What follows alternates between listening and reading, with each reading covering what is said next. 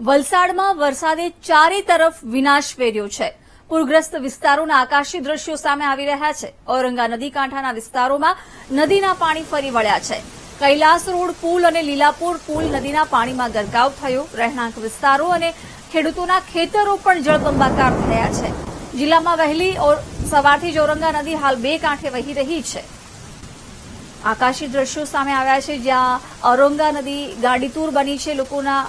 ખેડૂતોના ખેતરોમાં પણ પાણી ભરાઈ ગયા છે, જેના કારણે ખેડૂતોને મોટું નુકસાન થઈ રહ્યું છે। નદી કાંઠાની સ્થિતિ વર્ણવતા આકાશી દ્રશ્યો સામે આવ્યા છે, જ્યાં ઔરંગા નદી ગાંડીતુર બની છે। વિગતો મેળવીશું સંવાદદાતા માનવ પાસેથી। માનવ, હાલમાં શું સ્થિતિ છે? વલસાડ જિલ્લામાં સતત ત્રીજા દિવસે પણ વરસાદી માહોલ છવાયેલો છે। સૌથી વધુ તંત્રની ચિંતા ઔરંગા નદીએ વધારી હતી, કારણ કે ઉપરવાસમાં કપરાડા અને ધરમપુરના જંગલ વિસ્તારમાં જે ભારે વરસાદ પડ્યો હતો અને જ્યારે આ જંગલ વિસ્તારમાં ભારે વરસાદ પડ્યો છે ત્યારે જિલ્લાની તમામ નદીઓમાં નીર અને ભારે પાણીની આવક થતી હોય છે। ત્યારે ઔરંગા નદીમાં જે રીતે આ મહિનામાં બીજી વાર પૂર આવ્યું હતું અને પૂર આવવાથી જે ઔરંગા નદીએ ત્યાંના કિનારા વટાવ્યા હતા અને જે આજુબાજુના જે વિસ્તાર છે, લીલાપુર હોય કે ભાઈ હનુમાન ભાગડા હોય, પિચિંગ વિસ્તાર હોય, કાશ્મીરાનગર હોય કે પછી તરિયાવાડ હોય કે છેલ્લે રાણા બજાર સુધી પાણી પહોંચી ગયા હતા અને તેના કારણે જે તબાહીના દ્રશ્યો જોવા મળ્યા હતા। ડ્રોન દ્રશ્યમાં સ્પષ્ટ દેખાય છે કે જ્યાં જુઓ ત્યાં માત્ર પાણી દેખાય છે। ઔરંગા નદી પોતાના જ્યાં વહે છે ત્યાંથી 3 કિલોમીટર દૂર સુધી પોતાના જે પાણી છે તે જોવા મળ્યા હતા। એટલે ક્યાંક ને ક્યાંક તંત્રની ચિંતા થઈ હતી। 500 થી વધારે લોકોનું સ્થળાંતર કરવામાં આવ્યું હતું।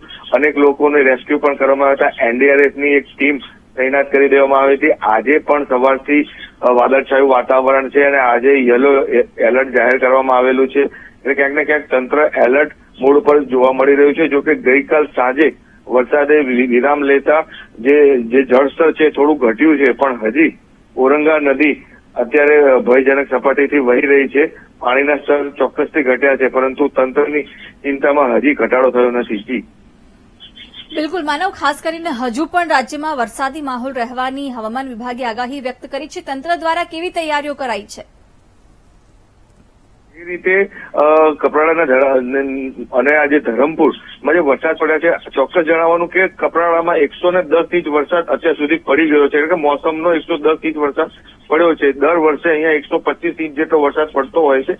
તંત્ર અગાઉથી જ એલર્ટ હતું। એક એનડીઆરએફની ટીમ અગાઉ જ ડિપ્લોય કરવામાં આવી હતી ને ગઈકાલે પણ જે રીતે પૂરનો માહોલ હતો, ખડે પગે એનડીઆરએફની ટીમ હોય કે વલસાડ જિલ્લા પોલીસ હોય, તમામ લોકો ખડે પગે હતા। પાલિકાનું તંત્ર સવારે 5 વાગ્યાથી સાયરન વગાડી અને લોકોને સલામત સ્થળે ખસેડવાની જે કામગીરી કરી હતી।